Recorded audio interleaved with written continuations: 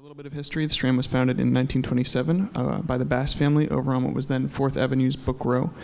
Stretching from Union Square to Astor Place, Book Row gradually dwindled until after over 91 years, Strand is the sole survivor, still run by the Bass family and still housing new and used books.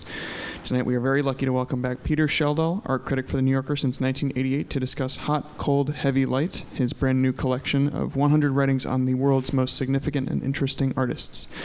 The book joins his monographs, collections of poetry, and other art writings, which have garnered him a Guggenheim Fellowship, the Clark Prize for Excellence in Art Writings, and several other awards.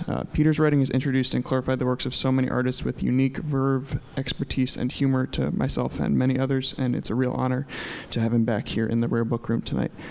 So without further ado, please join me in welcoming Peter Schjeldahl to the Strand.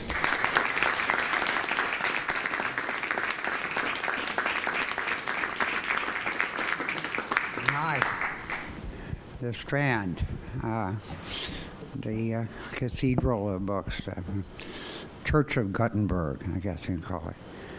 That was an erudite joke, of which I will try not to make any more of those. Anyway, they asked did I start out by reading something from the book. Pardon? My keeper is telling me to speak louder. Okay. I thought I'd read something that's kind of fun. That'll be your judgment, of course. Let's see, which section is Scott Burton in? Cold. Oh, I was looking in heavy. Okay. By the way, the explanation of the title is in the introduction by Jarrett Earnest, who is really the true auteur of this book. I had been fooling around with a manuscript for about 10 years, and it was never going to happen. And I met Jarrett, and he took over and created a book, which is by me.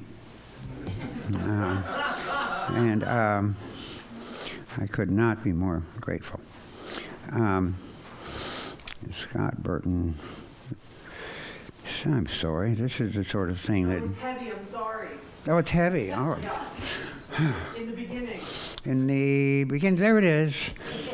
186.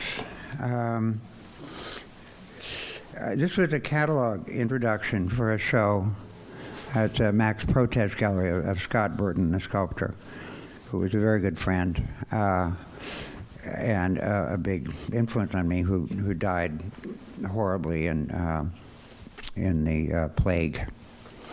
But I thought I would have, it was a number of sculptures made of concrete, and it's reflecting on concrete. Concrete is the most careless, promiscuous stuff until it is committed, when it becomes fanatical. Liquid rock, it is born under a sign of paradox and does not care. It doesn't care about anything, lazy and in love with gravity, but only half in love. Pour concrete out on the ground, and it will start to puddle and spread, enraptured by gravity, but then we'll think better of it. Enough spreading. Concrete can't be bothered. It heaps up on itself in glops as sensual as a frog. Concrete takes no notice of what is done with it, flowing regardless into any container, but the containers, the molds and forms, must be fashioned with laborious care, strong and tight, because concrete is heavy and feckless. Promiscuous, doing what anyone wants if the person is strong enough to control it. Concrete is a slut, a gigolo of materials.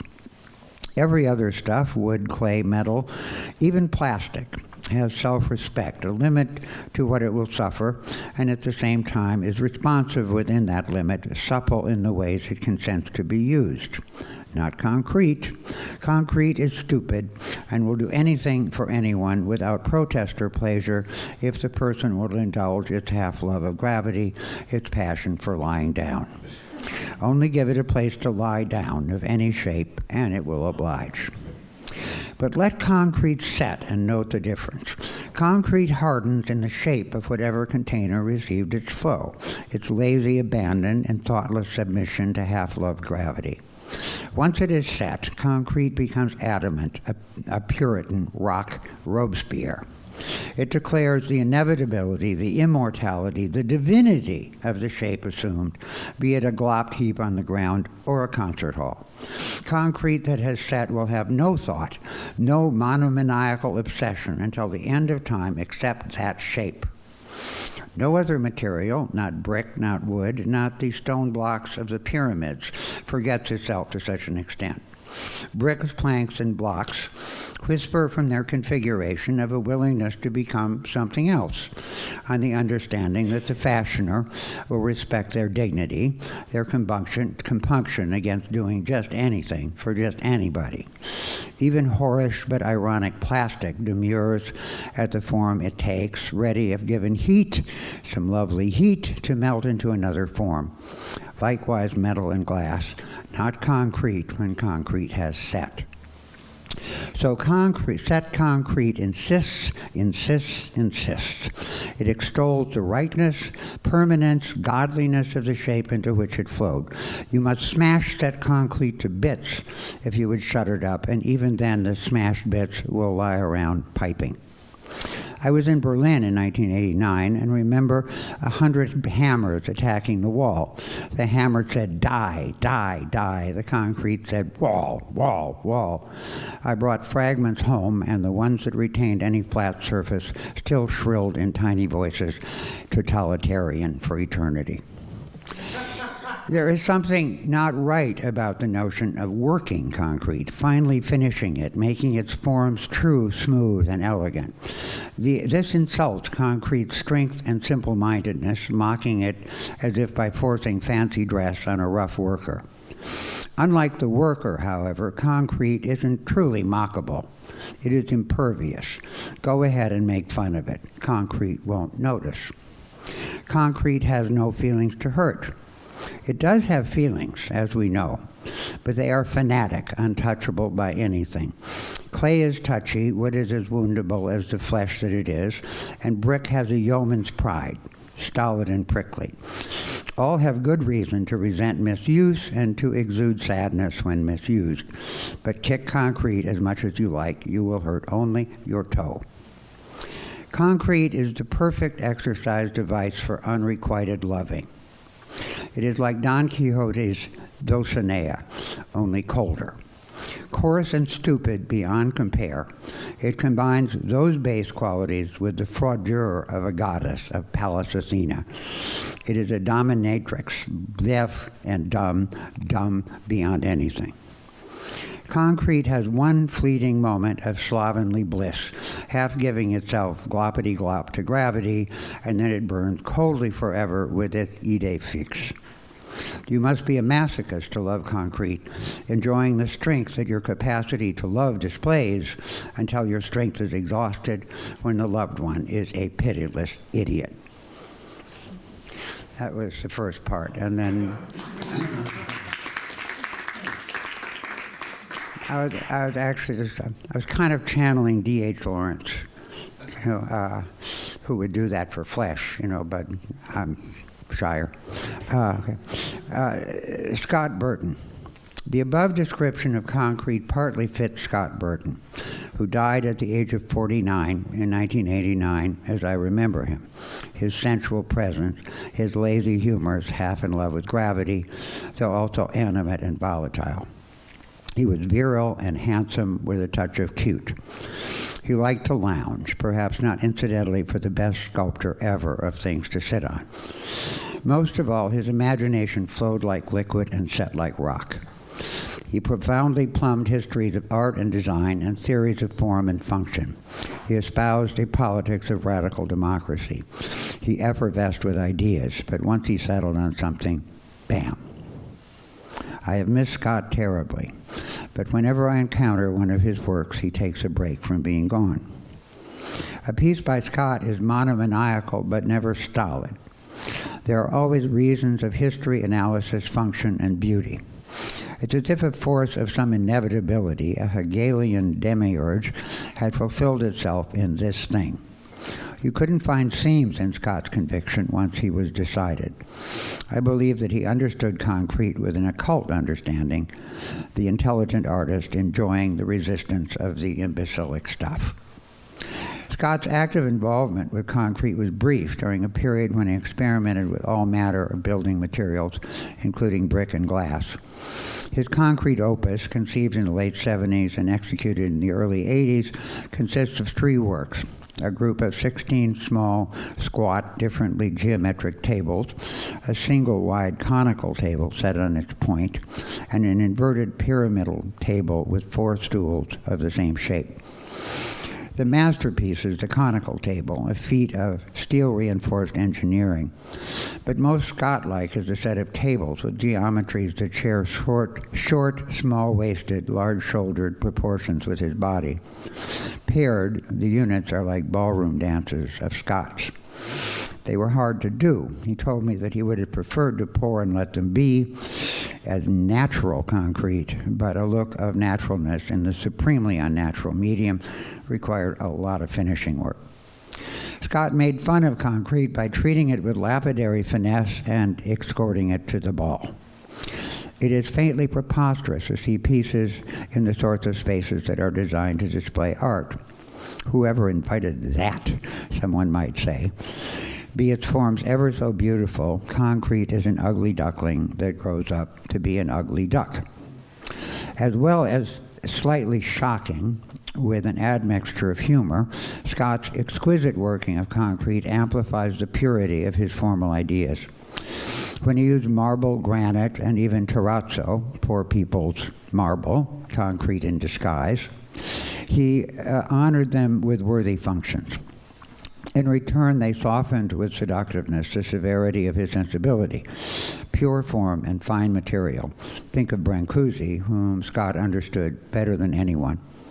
Enter into an erotic unity that is sociable in the best company. Concrete may be gotten up as swankily as possible and not fool anyone. But the form establishes its nobility by way of aristocratic condescension in the old positive sense of that word. There is a vivid quality of high conception, as of a perfect drawing, though the object may weigh half a ton. You know by looking that Scott could love concrete with the requisite masochism, but there was a limit. He did things as he said things, thoroughly but not repeatedly, always on to the next. I cannot forget the sheer economy of a beautiful man. He was kind, by the way, as great artists often are not, who would gravitate to the comfiest spot in any room, luxuriate, and smile. Oh.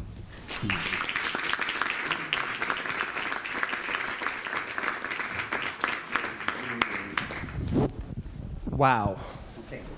So I want to, first of all, thank you. First of all, thank you for reading that, because I don't know how many times I've read it, but it's so beautiful hearing you read. It's one of my favorite. I was delighted when you said you wanted to read that, because it's one of my favorite pieces in the book for a couple reasons. Most trivial for everyone else here is that I myself have driven a concrete truck. I worked for a concrete company in one of my high schools, so I have some thoughts about concrete. But, so moving in order from most trivial to most profound. Next is, it's one of the pieces in the book that's the least accessible in the world. You know, it's in an artist catalog from the 80s. It's very hard to track down, even in libraries. And so it was beautiful, like, bringing this piece back into circulation. Next is that I think Scott Burton is an artist that is more relevant and important now than he was at the time of his life. I think you can look at what so many artists are doing, particularly young trans sculptors. They really have picked up Scott Burton as like a major influence on their thinking. And so there's a way of bringing in greater accessibility and complexity to someone that's not very well known. And last is that it just shows off all of your skills in their most beautiful form for me. One of which is the performance of a technical and linguistic virtuosity and like the pastiche of D.H. Lawrence when you're describing the concrete. But then I'm glad you read the second part, which is just, multiple times I wanted to cry listening to you describe your friend that you loved and it makes you or one as a reader think differently about a Scott Burton sculpture having read it. And I think that that's the greatest ambition of any piece of art writing. So, to me, that it really embodies in an almost like micro form everything that this book could do. So, all right, we did that. The other thing, I think maybe there's a couple ways that we could move forward, and I'll ask Peter a few things in particular, and then we'll open it up to questions that anyone might have or comments. I think the way that I wanted to start was that the Village Voice, which still exists, does anyone? Online. There's a website. That's digitally, yeah. They republish things on the internet, including this piece very recently that Peter wrote in 1966 as an obituary for the poet Frank OHara. And I found out about it because my former roommate, who is a poet, sent it to me and said, this was just put up and it's incredible. I think maybe she said magnificent, but magnificent. Exactly. So I want to read just one section. It's quite long and it's broken up into small segments. And I'm going to read a segment which is not necessarily like the most dazzling segment in terms of writing, but it gives you a sense of kind of the milieu that you came up in New York, and I wanted to ask you some things about it. So this is a section called Tactic of Survival. For a man who, in the words of one friend, indulged every feeling he ever had, this may have been the simple tactic of survival. If other people, Sartre's hell, were OHara's element and atmosphere, other people's art was his constant source of inspiration and delight. Jewish Museum director Kynaston McShine, who worked with him at the Modern, speaks of OHara's amazing clarity in instantly perceiving the special, most interesting aspect of any work. Painters, poets, and musicians speak of the quality of his concern. He was, on the pattern of Apollinaire, quote, a poet among the painters, end quote, an artist whose domain was all of art. This is a quote from Elaine de Kooning, quote, he had a sense of what painters are after. He helped you see what you wanted to do, end quote. The next is from Ned Rorem, the composer. Quote, what amazed me most about Frank's interest was that he really wanted you to be good. He really wanted to like your work, end quote. Ginsberg's attributes about OHara's persuasive enthusiasm, his own first wholehearted appreciation of the poets Peter Orlovsky, John Wieners, and Gregory Corso, quote, he had the genius's insight into other geniuses, plus total lyrical sympathy and magnanimity, end quote. And perhaps no poet since Apollinaire was the subject of so many portraits. It is generally agreed that the current crop of young New York poets, that whatever sense they might have of common identity and of identification with the older, established poets, is largely due to OHara. Certainly his loft in 791 Broadway, as, earlier, his apartment on East 9th Street, was a depot for poets regardless of age, clique, or stylistic allegiance. Koch, this is Kenneth Koch, saying that OHara acted as though, quote, being an artist were the most natural thing in the world, end quote. Also, he acted as though the art and literary scenes were really for artists and poets, any artist and any poet who wanted to move in them. He held parties expressly for that purpose of bringing people together. At one such, he introduced dozens of young writers to the venerable Italian poet Ungaretti. His personal, direct, never patronizing warmth had a way of melting one's feelings of intimidation at the threshold to his world. Now, it seems that may be gone may be gone forever. And it goes on from there. Well, yeah, it was gone forever. So, and I mean, I had met him.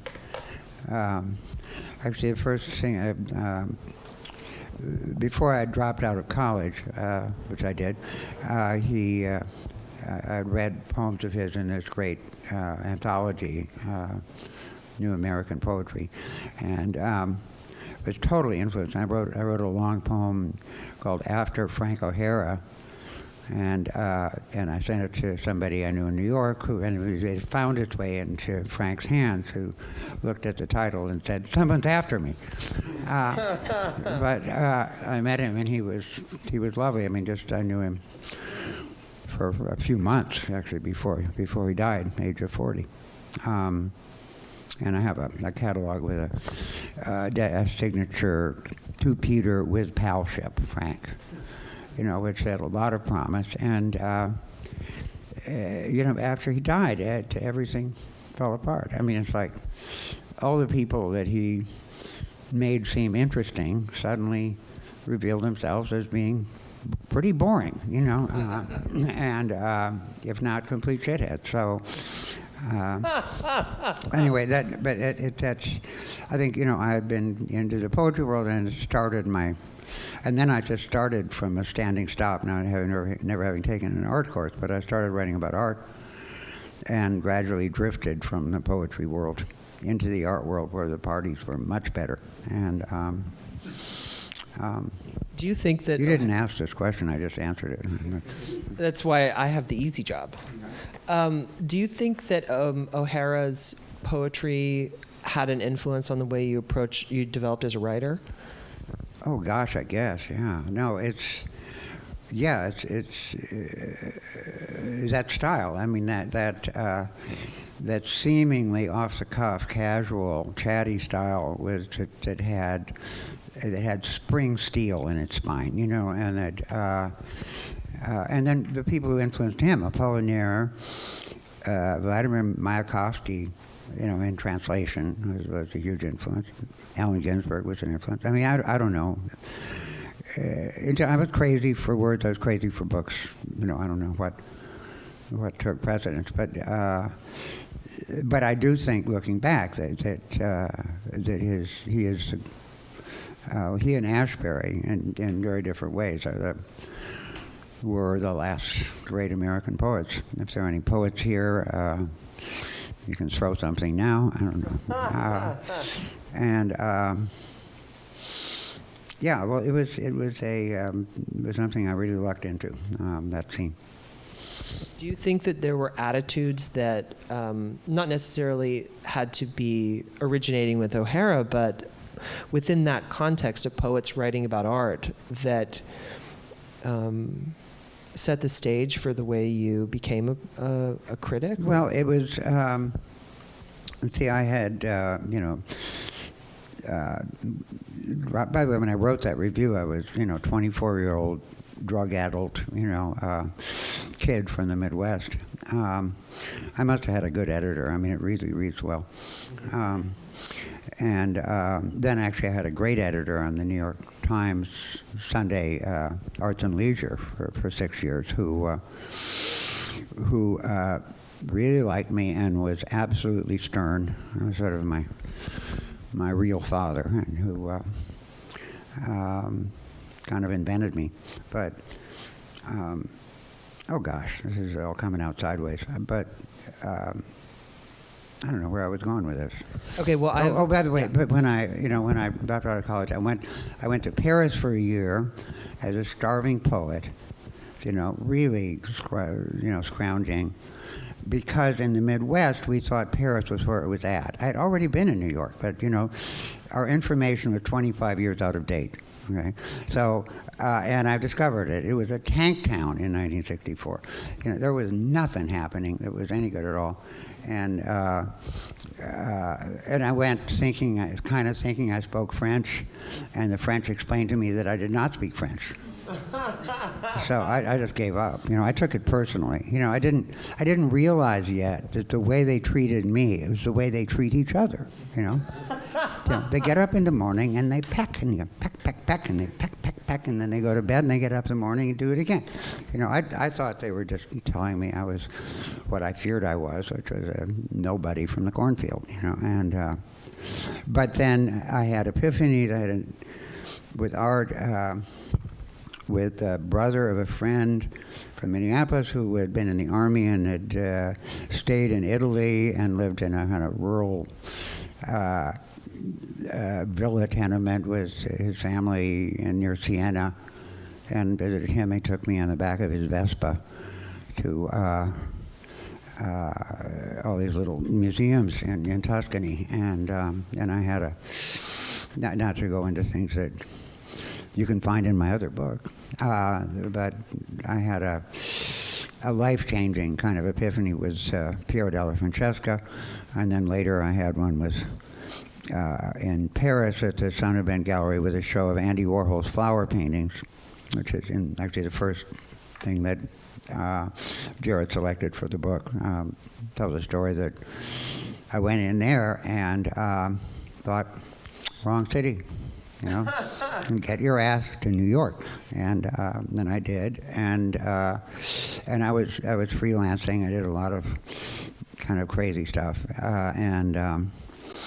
but many of the poets, New York poets, wrote reviews for Art News, and so I started doing that. He wrote one-sentence reviews. New York Art News in those days covered every gallery in town, even vanity galleries. They sort of drew the line at poster shops, okay? But so you would give 1 or 2 sentence reviews, which is very challenging. It also it helps to conceal your ignorance, you know. And that was a good exercise. And then I became the critic of The Voice in '66 after I'd been writing art criticism for just a few months. And that would have been great, except at that point, I like to say that it was a question of priorities. It was like meeting deadlines, taking a lot of drugs, and it was clear, you know, that what one was supposed to do. So that job didn't last. But, all right. Well, the thing, just to follow up on something Peter said, is that there's a collection of James Skylar's art criticism, and a lot of who is a poet I really admire, and he wrote a lot of those one-line reviews in the back of Art News, which are all brought together, and they're so good, and some of them quite withering. Yeah. In, you know, like, so-and-so shows tasteful watercolors of Maine sunsets at so-and-so gallery, prices unquoted. You know, it's like... Yeah. Well, no, he was, I don't know if he said it or somebody said about him, it said, you know, the trick is to use one good word in every line. You know, one unexpected word that works, you know. Bonus would be a word or something, you know, it's, you know, just work it in, you know, and then your job is done. So the other reason why I wanted to read that thing, the piece that you wrote when you were 24 about Frank OHara, was that something that I thought, okay, so this book represents writing from 1988 to 2018, and that piece was written 20 years before that, before this book starts. And what struck me reading it was that your voice was already there. Like, it already sounded like you, even as a 24-year-old. And it had to do not necessarily with, like, yeah, there's kind of like a freakish capacity for language there, but it was like a mind, like a quality of mind, which was present in that review. And I wondered, in the process of putting together a book of writing that spans so many years, what struck you about writing from different parts of your life when put next to each other? Oh no, I was surprised. I was surprised by your proposed title and division, because you know, when you're writing for a living, you're not aware of changing tone. You know, it's always in the present. But you know, there were different tones. I don't know. It's what did I come out of? Lutheranism as a child, and which sort of stays with you. I mean, I think I went from pious to atheist at the moment of puberty. You know, it's like, here's a power, okay? But I think it's affected me. Existentialism, actually, I guess people have seen the review in the Times yesterday, which knocked me flat. I knew the guy was a fan, but holy mackerel. But he said, I'm quoting praise from me, but it did sort of startle me. He said that like 85 of the 100 pieces, there is something existentially at stake. And is that true? And I said, I hope so. But also I think it's true. That was, I was really trying to work something out. Also because I had no academic training, I had to perform. New York in the 60s was, I hope it's still to some extent, a performance town where if you do something that once that somebody likes, they'll pay you a little to do it again, and then it takes. And then, 50 years later, you think, well, now what? No, more of the same. I was deeply, profoundly into existentialism in college, and then surrealism. That's when I went to Paris. I thought I was a surrealist, and that surrealism still existed, and André Breton was still alive, and I tortured out a letter in French to him, asking to meet, and was deeply relieved when he didn't answer. The same with Man Ray, actually. Although I did meet Man Ray later at an opening in New York, and he was incredibly suave, although with a cane, and rattled me by being gallant with my girlfriend, who at a glance would have left in a minute.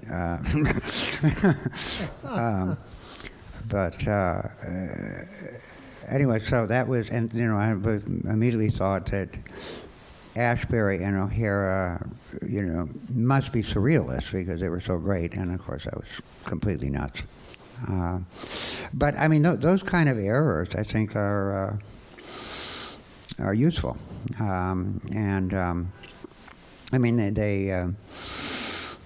they led to me ending up in a place where other people weren't, which made me very lonely at the time, but then, worked out all right. I discovered immediately, I started writing, that I was the world's leading expert in only one thing, my experience. So I made that, I ran with it. I'm still running with it. It's like, no, you didn't see that. Yeah, I saw it. Okay. And then making that available for what it's worth to other people. So I guess part of the, I want to open up to questions that people might have, but before we do that, I guess part of the purpose of doing a talk like this is to I guess one, make you want the book, but I guess you had to get it to get in here, so check.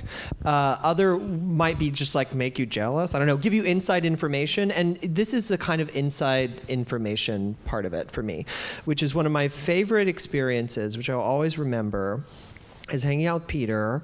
It happened to be late at night, and we were talking about poetry, as we want to do because we're cool, and you started reading a sequence of poems, and we would talk about them. And one of them was Walt Whitman's When Lilac Last and Doorway Bloomed, which I promptly realized was the greatest poem ever written, and have since reread multiple times trying to figure out why and exactly it's the best thing ever written. Read that now. Yeah. It is pull it up on your devastating, phone. Yeah. And I had been thinking, I have developed different thoughts about that. But before we kind of go into that, I wanted to ask you, in that you've had a sustained engagement with Whitman from throughout your life as a poet and as a person, as an American, and I wanted to know more about that, how it, what strikes you as important about Whitman. And it's timely. I'm actually writing a column about Whitman for next week, for week after next at New Yorker. But I can't claim to be I'm not the least a scholar, but I can't even claim to be a thorough reader of Whitman. I think I've dipped around in him. You know, I think actually I was petrified when young by the fact that he published Leaves of Grass in different editions. Right, he kept changing it. I thought, which one is the right one? So as a result, I read none of them. But you know, wherever I dip in, it's absolutely electric. I mean, it's. I don't know if you know the Richard Rorty book, Achieving Our Country, which he wrote in 1996. It's a small book. It's where he, the philosopher, he predicted the present political situation right down to the ground. You know, a populist demagogue president, a populist working class, a splintered Democratic Party. I mean, you know, and you can page after page, you can't believe it. And he died when did he die? Shortly afterwards. And, but it was like about how do you achieve America? How do you even conceive of America? How you can take this salad of ethnicities and regions and conceive it as something unitary? And he said Whitman. You know, it's like, you know, his vision, which is a vision, it's not a reality. I mean, it's like is absolutely unique in world and literary history, and it's ours.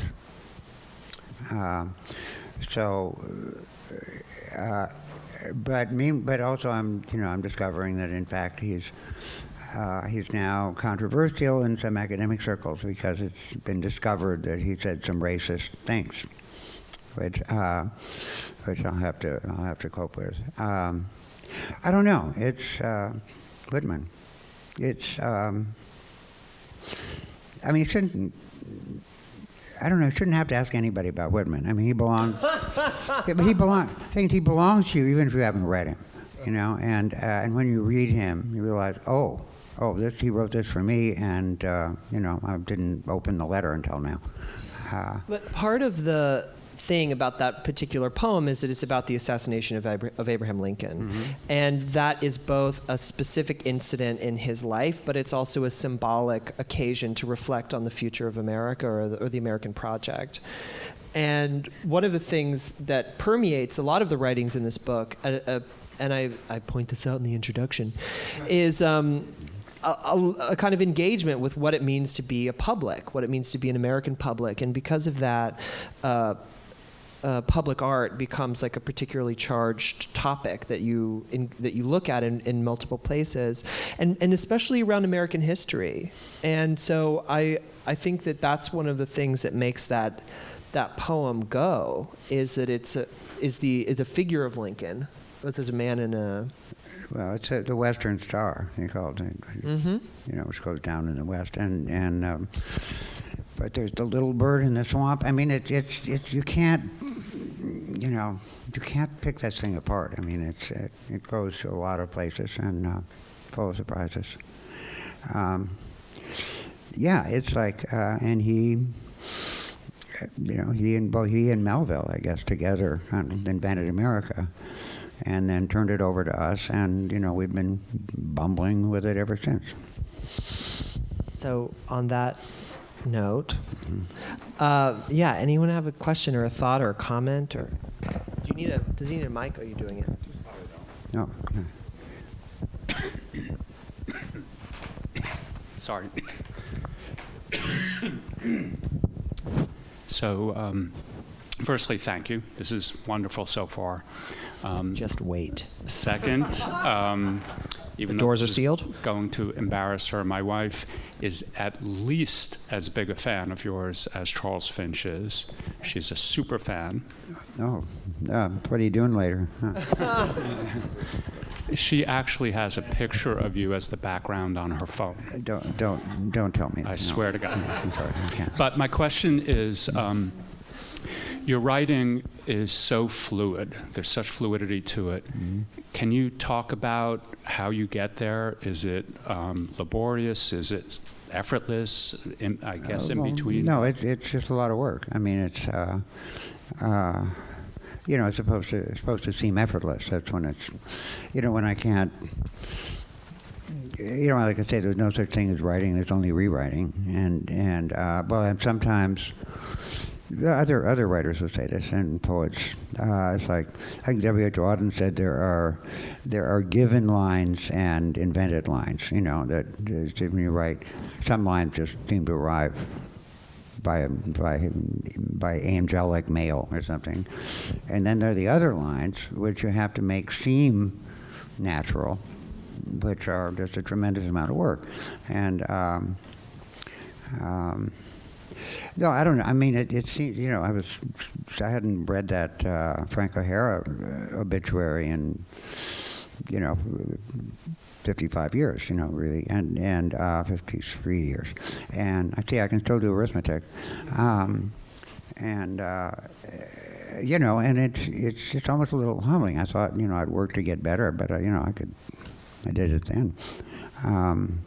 I think pretty much from childhood. I mean, I was just a kid that was crazy about words, and actually, they've reprinted online the first column I wrote in 1966 for the Voice, which is extremely embarrassing. I was being an incredible smartass, out of my utter insecurity, going the other way, But there's some good lines in it, and I don't know. I'm talented. Which is like I can't take credit for. It seems to be something I got. Well, I really liked, you said something similar in the line about Scott Burton, to say that in order to make concrete look natural, it takes a lot of work. I don't remember the line. Oh yeah, well it's like, it's like, it's what I'm saying, and then there's what somebody is going to read. And that's a responsibility. So it's like, no, I don't want to cheat the reader. And I write for readers. I stopped writing poetry 30 years ago. I mean, it's, I had thought I was writing criticism to support myself as a poet. But then, I don't know, the poetry became difficult, and I thought, I've been second rate as a critic, so I'm going to do as best I can and let the poems take care of themselves. And the criticism ate the poetry. And so, thereby depriving the world of a number of poems not to read, okay? Which is a tragedy. Who reads them? I don't know, what was the question? I think we did it. Okay. Next question. Hi, I'd like to take you back from before you were 24, and let me mention two words, see if they ring a bell. Skinner Chapel.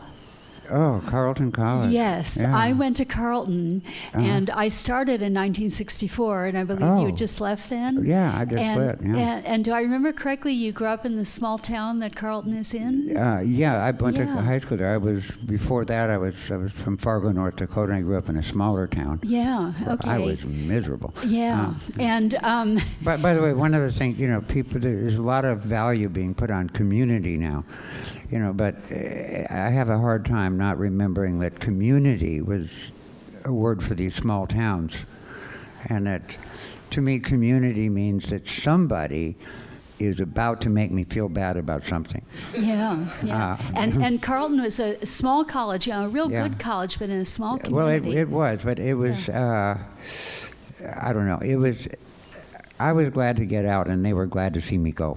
Mm-hmm. Although they did actually give me an honorary degree. Yeah, I saw that. I Googled you today, and I saw that. Oh yeah, no, it was amazing. Actually, my grandson Oliver, was 10 at the time. It's my daughter Ada Calhoun, whom I am immensely proud and in awe of. Told him that Gramps was getting an honorary degree from the college he dropped out of. And he said, ooh, wouldn't they want to keep that a secret? And you know what? The small group of Bohemian students at Carleton, they talked about you a lot. So I've known your name since 1964. And I was wondering, was there something about your family, your upbringing that this talent came from? Oh, gosh, I don't know. Does anyone want that? It's, it was, my father and mother were both, tiny town kids in North Dakota. And my father was a kind of genius inventor, engineer who, rags to riches to not so much riches.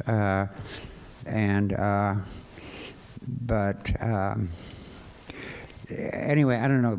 He was in the war. He was in the Battle of the Bulge. I think he had a degree of PTSD that we didn't realize. Well, I don't know. This is the biography that someone will write when I'm dead. Anyway, I had a harmless, an unharmed but unhappy childhood, as I think most writers and artists do.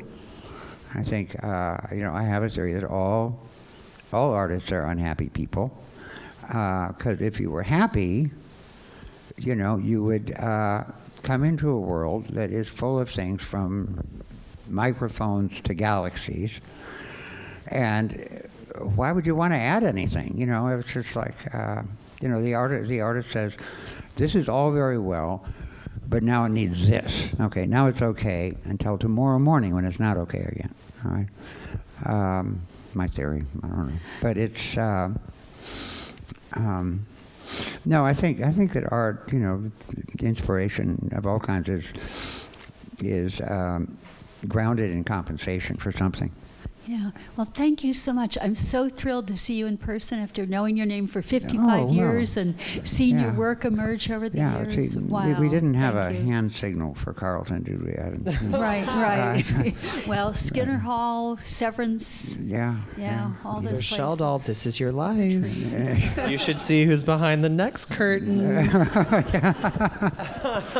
Anyway. You had a question. Yeah.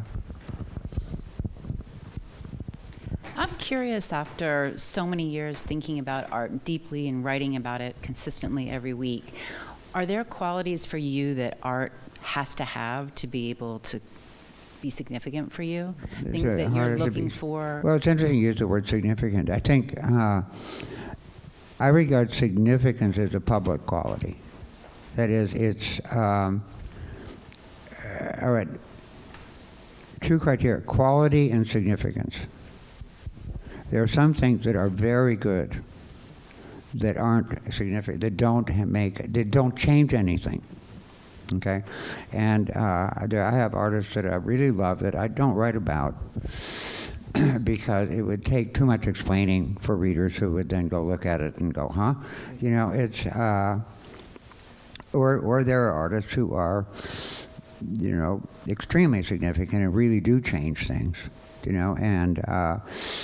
and the great artist is one who has quality and significance, Picasso, Pollock, Andy Warhol, even Jeff Koons, but we could get into that.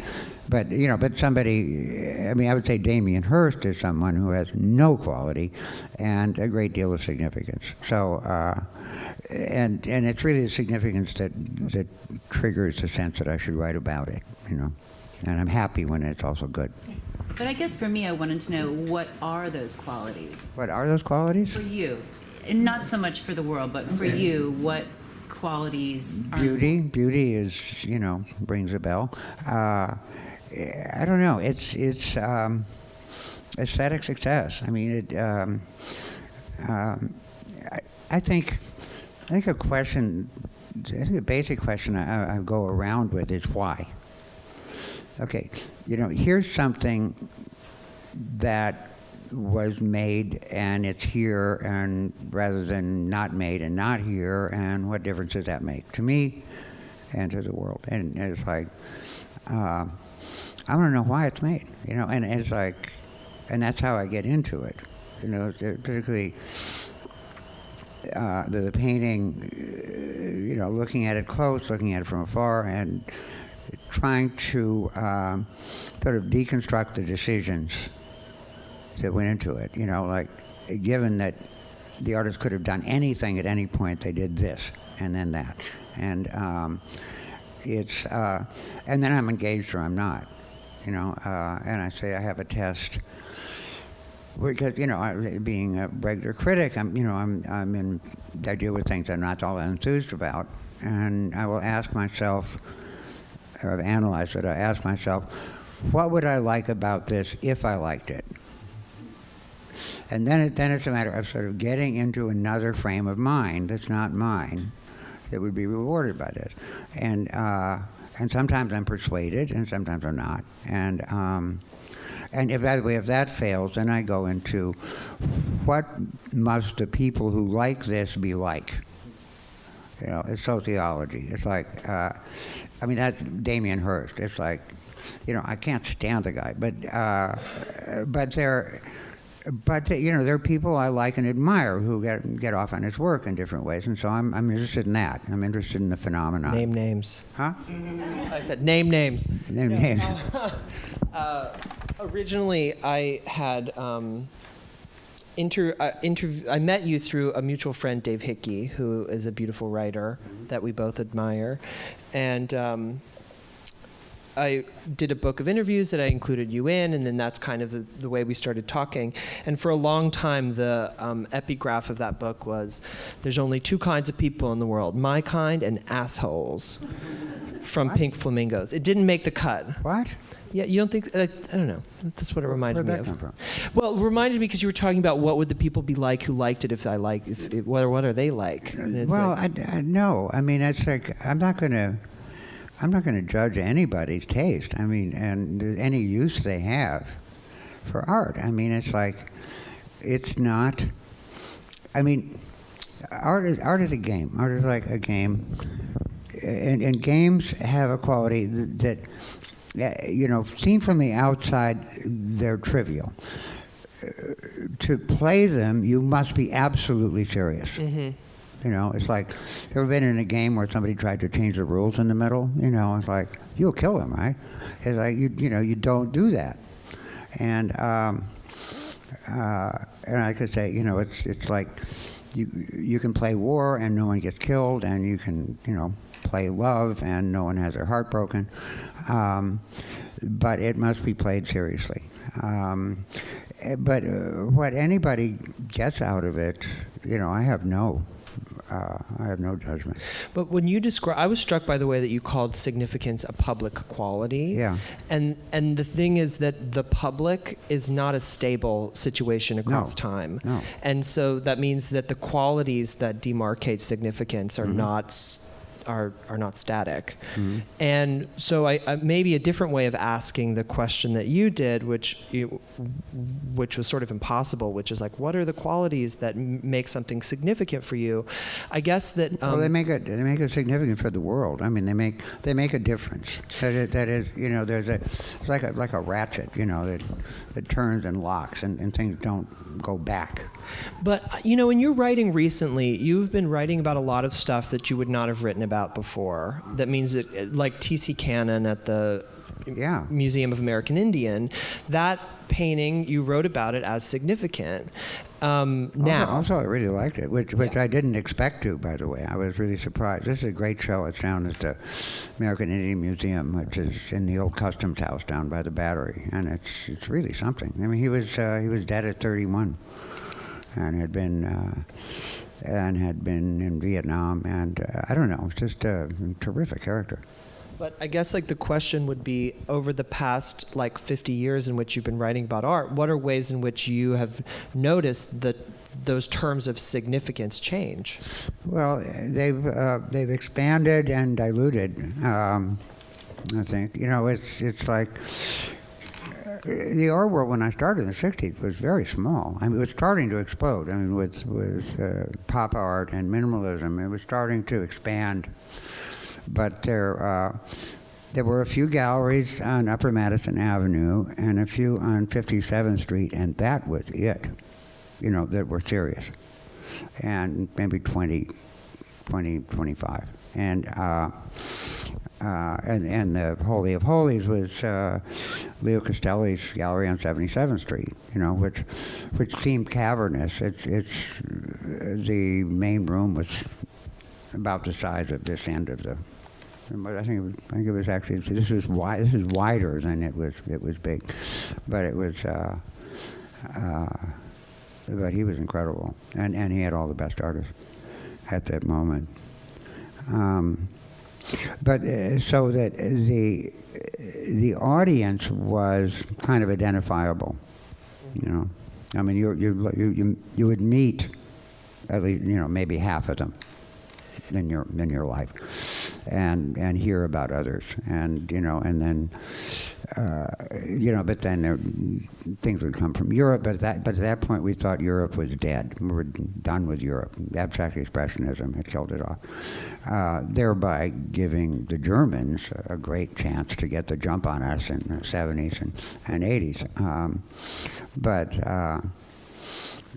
in Los Angeles, some in Chicago. Anyway, but people ask me how I feel about the art world now, and it's like, I think there is no art world now. I think it's become an empty fiction. I think it is so. It grew, it split, it fissured, it fragmented, and now it's atomized. I write for the readers of the New Yorker, right? So that gives me structure, to a random audience. I don't know what I'd talk about. I'd have to, have lunch with them first. But you write. If you're a writer, you write for readers, and if you're a painter, you paint for people who look, and. And you hope that everybody reads you and loves you, but I do. I hope that. Is there another question, comment? Yeah, comment. I think I'm also a huge admirer, and I think what makes you so unique in people writing about art is that you're deeply empathetic with the work that you're writing about. There is almost no sense of judgment. There's a sense of accept as a byproduct, perhaps, but it's real empathy with the work, and that's what makes your writing such a joy to read. And the compassion that you have for the work is very touching. Oh, thank you. Well, I mean, that's what we... actually, there's a very good academic critic, what's her name? Who wrote an essay on contemporary criticism, and she characterized me as the feeler, which sounds creepy. But Katie Siegel. That's how in my interview with Jarrett, and I was astounded when I met him, when he interviewed me, how thrilling that was. And I thought, I've got to be friends with this guy. But that, feelings are the only things in the world that we can really know, because they're ours, and they're the essential us, okay? I've also learned, and maybe some people in the room can hear the echo where it's from, that feelings aren't facts, okay? They're realities, but a fact is a reality that has consequences, okay? Now, you go with a feeling, you produce a fact, which is probably idiotic, and then you have to deal with it. So it's like, I regard art as a kind of playground / battleground of feelings, and it's every artist, who, by the way, who, significant or not, who makes a difference to me is someone who has something unique. There's something I'm surprised. There's a surprise, you know, and I want to know how that feels, and not knowing anything about them. That's not the point. It's like, you know, what's in the work. It's like, what would I be like if I made that? You know, not that I could, you know, but if I you know, having anything in the world to do, they did that, you know, why ever? And in a way, it's like putting on a virtual reality helmet, you know, it's like, or suit. I mean, it's like sort of thinking with somebody else's mind and feeling with somebody else's heart, and you know, and most art isn't very good, you know, it's fine, but and you know, I can walk into a gallery and walk right back out, you know, and hope nobody is insulted, but can't help it. But it's, you know, I mean, a great artist is inexhaustible. You know, it's like Picasso or Velázquez or Rembrandt, for heaven's sake. You cannot use it up. You know, it's like it's a mystery. You do all of the analysis and bring all your knowledge to bear, and then there's something left over, and that's the prize. Yeah. Thank you. To my mind, the great inexhaustible writer was James Agee, whom I see that James Agee, sure. Whom I see that you described in your Helen Levitt piece as a prose poet of the old real world. Yeah. Will you say those last three words so I can know where the accent falls for you? What's that? The old real world. I said there was a. It's not the old real world. It's the old real world. Old real world. Okay. Yeah. Did you ever write an independent piece on him? Well, I love James Agee, sure. Coming up, I mean, he was already, you know, kind of a remote generation. I mean, it was, you know, this sort of depression and the war, and it was an essay on Helen Levitt, the photographer, and I said that, you know,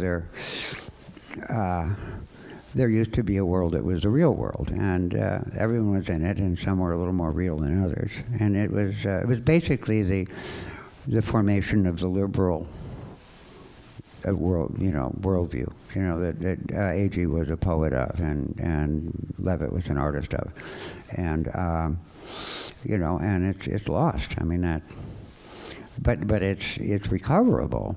I mean, you read Agee, and it's, I mean, he said things that nobody could now. I mean, they'd be too embarrassed. It would seem corny. But he's such a prose artist. And of course, Helen Levitt's photographs, you know, her sort of slum neighborhood photographs are some of the greatest. Those were actually his eyes too. Pardon? He, you know, those were his eyes as well. He was. With yeah, her. no, they were all in it. And where do you come from? West 10th Street. West 10th Street. West and 10th I Street. do. Okay, yeah, I was born and raised. All right, never mind. I don't want to get personal. Gainesville, Georgia. Georgia, yeah. Okay. Well, I also am grateful that you brought up that piece, because one of the things that was a real delight for me in putting this book together was realizing how much writing you did on photography and how good. Like, there's a little mini book within this book. There's a lot of little mini books, and which is how I thought about it. And one of which is a little story about photography and like the kind of rise and fall of photography in the 20th century. And beautiful. I mean, it's amazing to me, and this is how I'm going to close it. It's amazing to me to see a writer who could write with such depth, clarity, precision, and vividness about painting, sculpture, photography, you know, and like so many different ways of making art. And I think that's actually very unusual. Particularly painting, to someone who's really good on painting is very rarely really good on photography or sculpture. And I think that it took me a while. I was the sculpture and photography were sort of second languages that I learned. But I don't know. I mean, when I was writing for the Times in the early 70s, I wrote about a lot of movies. You know, I had and And that was exciting. I remember, marquee, smashing Schjeldahl Times, and they spelled my name right, and I thought, that's great, but it was too weird. I mean, it got too weird. It's like, why am I writing about movies? It's like, every one of us is a movie critic, and also here I was, trying to write notes by the light from the screen, that's not what I go to movies for. So I was decided, movies have no problems. I mean, it's like, you've never seen a headline, "Are the movies coming back?" Right? It's like, and art, visual art, is nothing but problems. So, there's a job for a critic, Okay, go for it. Once again, to bring James Agee and Helen Levitt back into it, in his essay for her book, A Way of Seeing, that's what he has a way of seeing, period. Mm-hmm. Whether it's sculpture, photography, poetry, or painting. Well, a way of seeing, I mean, we see, well, there's looking and seeing, and they're different. I think seeing operates at a superficial level and at a profound level, and looking's in the middle. And seeing is dilated. I see this room. I'm looking at that chair. Nice chair. And then maybe there's something that I see in the sense of understand. But and I think one of just as a point, probably the revolution of abstract expressionism of like Pollock and Rothko, and was to divorce painting from looking and move it to seeing. I mean, you don't get anything. I mean, it's interesting, technically, to notice the detail of how it's done, but it's in fact it's a dilated vision, that an all-at-onceness, which I guess all art, architecture, it sort of has, but it became the sort of basis for a new aesthetic, which then became generalized through minimalism. I mean, and is really the kind of lingua franca of architecture, cities, movies today. It's like an engulfing kind of experience, which in a way produces a special kind of preciousness for the smaller and focused thing that demands looking. But it's always sort of in the wake of the history. Giorgio Morandi, his still lifes, which are incredible. The thing I realized about them is that, he spent his entire life painting, these dusty little bottles and boxes and things, and that's the way they're on tabletops, but he had a shelf that was up at eye level. He put them on because he liked to paint standing up. So he was looking at them, and he never really got around to defining the plane of the table. I think he wasn't, he thought he was going for what they were, but he never got past where they were. And it's like, in terms, it's like turning 3 dimensions into 2, which is, is a simple description of what picture making is. He thought maybe there was a better way to do that, and he spent his life proving that there really wasn't, but it's so beautiful. It's so it's like it's so hopeful. It's like there it is. It's like there's this bottle against that box. It's like right there.